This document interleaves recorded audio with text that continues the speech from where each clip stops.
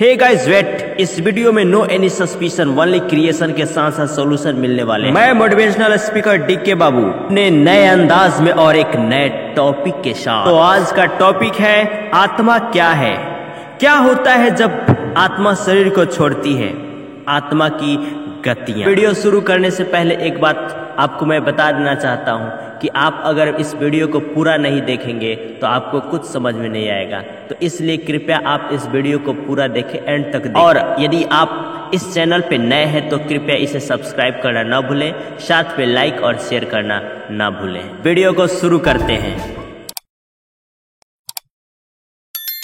हम अपने आसपास लगभग सभी लोगों के मुंह से सुनते हैं कि आखिर आत्मा होता क्या है। सृष्टि आत्मा और प्रकृति के मिलन से बनी है। जो आत्मा है वो अपरिवर्तनशील, सर्वव्यापी, अजन्मा, अव्यक्त और विकार रहित है। प्रकृति विकार वाली और परिवर्तनशील है। इस संसार में हमें जो भी बदलाव दिखाई देता है वह प्रकृति में होता है, आत्मा में नहीं। हाँ, ये बदलाव आत्मा के आधार से होता है। प्रकृति के 5 तत्व पृथ्वी, जल, अग्नि, आयु और आकाश संसार की हर वस्तु में मौजूद है। प्रकृति में बदलाव इन्हीं 5 तत्वों व 3 गुणों सत्व, रज और तम की वजह से होता है। अब सवाल यह उत्पन्न होता है कि आखिर आत्मा शरीर छोड़कर जाता कहाँ है। तो चलिए इसको भी मैं बता देता हूँ। गरुड़ पुराण कहता है कि जब आत्मा शरीर छोड़ती है तो उसे 2 यमदूत लेने आते हैं। जैसे हमारे कर्म होते हैं उसी तरह वो हमें ले जाते हैं। अगर मरने वाला सज्जन है, पुण्यात्मा है, तो उसके प्राण निकलने में कोई पीड़ा नहीं होती है, लेकिन अगर वो दुराचारी या पापी हो तो उसे बहुत तरह से पीड़ा सहनी पड़ती है। गरुड़ पुराण में यह भी उल्लेख मिलता है कि मृत्यु के बाद आत्मा को यमदूत केवल 24 घंटों के लिए ही ले जाते हैं और इन 24 घंटों में उसे पूरे जन्म की घटनाएं उसे याद दिलाया जाता है। उसे दिखाया जाता है कि उसने कितने पाप और कितने पुण्य किए हैं। इसके बाद आत्मा को फिर उसी घर में छोड़ दिया जाता है जहां उसने शरीर का त्याग किया था। इसके बाद 13 दिन के उत्तर कार्यों तक वह वहीं रहता है।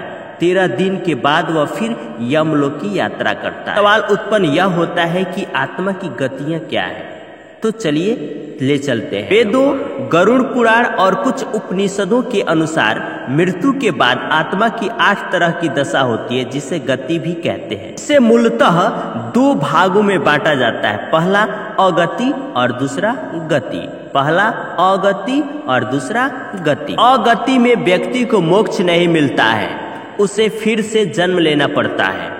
गति में जीव को किसी लोक में जाना पड़ता है। अगति में 4 प्रकार हैं: क्षीणोदर्क, भूमोदर्क, तृतीय अगति और चतुर्थ अगति। क्षीणोदर्क अगति में जीव पुनः पुण्यात्मा के रूप में मृत्यु लोक में आता है और संतोष सा जीवन जीता है। वहीं भूमोदर्क में वह सुखी और ऐश्वर्यशाली जीवन पाता है। तृतीय अगति में नीच या पशु जीवन और चतुर्थ गति में वह कीट कीड़ों जैसा जीवन पाता है। वही गति के अंतर्गत 4 लोक दिए गए हैं और जीव अपने कर्मों के अनुसार गति के 4 लोकों जैसे ब्रह्मलोक, देवलोक, पितृलोक और नरकलोक में स्थान पाता है। अब इसके बाद की जानकारी आपको मिलेंगे अगले वीडियो में।